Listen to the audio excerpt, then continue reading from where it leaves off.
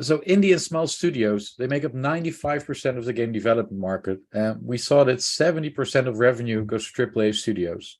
This is exactly the reason why I primarily focused on small and indie studios. Now, imagine yourself being part of a small team with a limited budget, and you're attracted by the endless possibilities of Web3. But as a small team, you're facing a lot of obstacles. You have to hire specialized developers, and you need to think about security, lower your time to market, and that's a lot for a small team. And of course, we've listened to our customers, and one of their main questions was, how can I onboard as much players as possible into my Web3 game? And preferably they want to include Web2 gamers as well, because that's where the large market is. But there's a steep learning curve for gamers and of course for studios, and consequently increasing the cost of acquiring players and decreasing its retention and engagement. And based on our research, we found that these technological and market challenges are present for more than 92% of the game creators. And we've interviewed more than over 50 gaming studios. And this is exactly where we step in. We want to provide gaming studios with superpowers by clearing the friction between Web2 and Web3. And we're developing a platform for that. And with our platform, game developers can reduce development complexity using low-code and turnkey solutions. And we're making it easy for the studios. We want to simplify their operations, so we're providing them with comprehensive dashboards so studios can focus on managing their games and communities instead of their technology. And onboarding players through our Game Hub, micro-influencer marketplace, and I think the best of all is the Web2 onboarding solution. We want to provide gaming studios with as much players as possible. We allow game developers to build their games one stone at a time. And for us, it doesn't matter on what stage of development the game is in. We can onboard even live games in an easy way. We're starting with a turnkey Web2 to Web3 wallet solution, where Web2 gamers can play Web3 games without any technological blockchain knowledge. They can do what they can do best, and that's playing a fun game. And with this, we're smoothing the player onboarding. And basically, we always say we're bridging the gaming worlds. So we see Web3 gaming is experiencing explosive growth, and it's surpassing the acceleration seen by the mobile gaming market 10 years ago. The current market size of 4.6 billion is projected to rocket to 66 billion within 5 years. So we're at the start of something beautiful.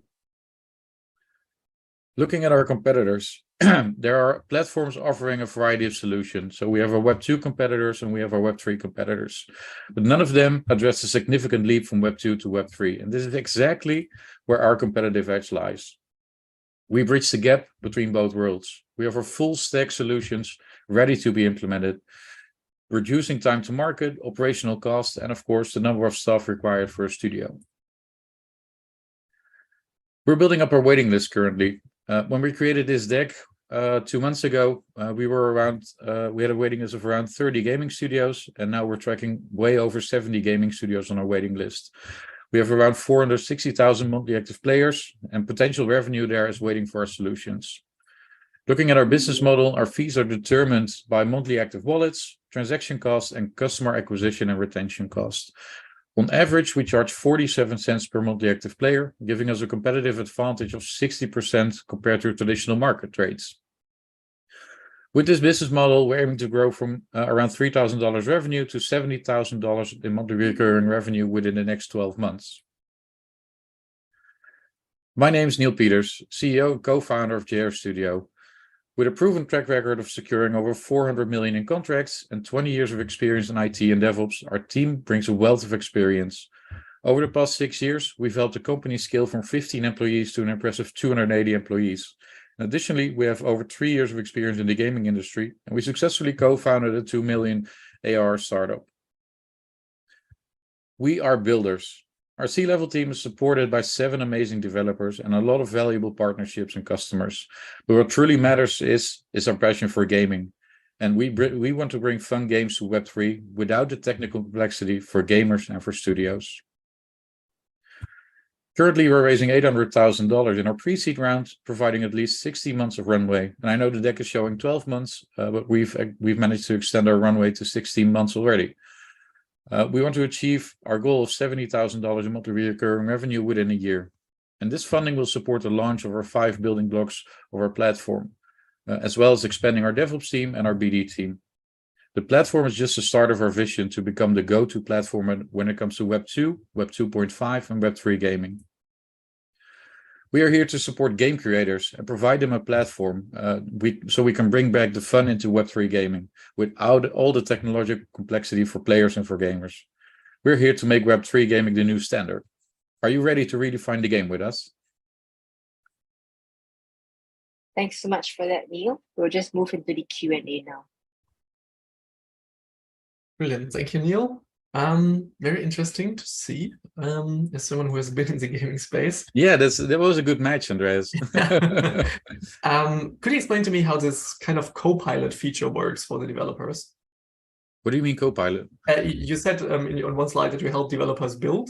Like it looked like something where you help them. Yeah, so if you look at game developers, game development exists out of basically two structures. So you have the front end, what's the gameplay and how the game is looking, and then you have the technology, the back end, basically. What we are providing is a platform for those studios to take away the back end for them. So we have a hosting platform. We provide them with the blockchain integration. We provide them with the wallet integration, the NFTs, in-game marketplaces, basically turnkey solutions for their games so they can focus on doing what they want, and they want to create a fun game. And we interviewed well over 50 customers, and 98% of our customers want to focus on creating a fun game instead of the technology on the back end.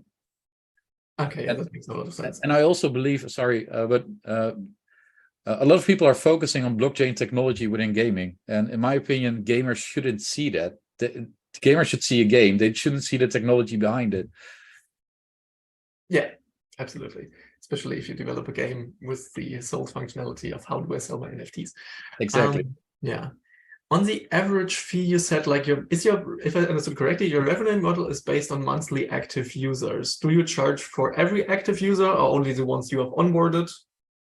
So if you look at our platform exists out of a few modules. So if you look at our hosting platform, it's scalable. So it starts at $30 a month, and it depends on the type of game and the type of resources that you need. So you will scale up there. For a wallet solution, we're charging 2 cents per player per month, for example. So it really varies on which features a studio is selecting from our platform. We did a few pilots with studios, and we came to the conclusion that 47 cents was the average that was used.